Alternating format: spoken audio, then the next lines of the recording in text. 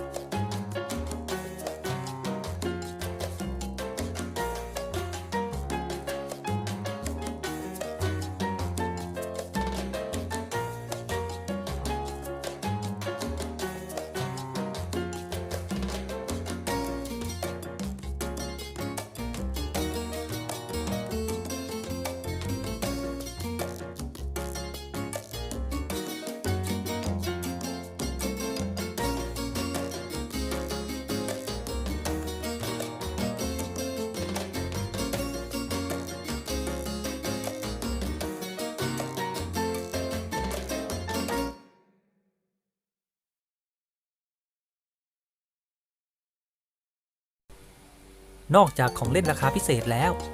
ทุกๆ300 บาทยังมีโอกาสได้จับลุ้นรางวัลด้วยนะครับและเมื่อซื้อครบ 5,000 บาทสามารถลุ้นรางวัลใหญ่ได้ด้วยนะ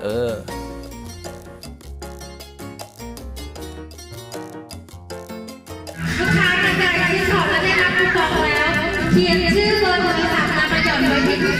จุดนี้นะคะ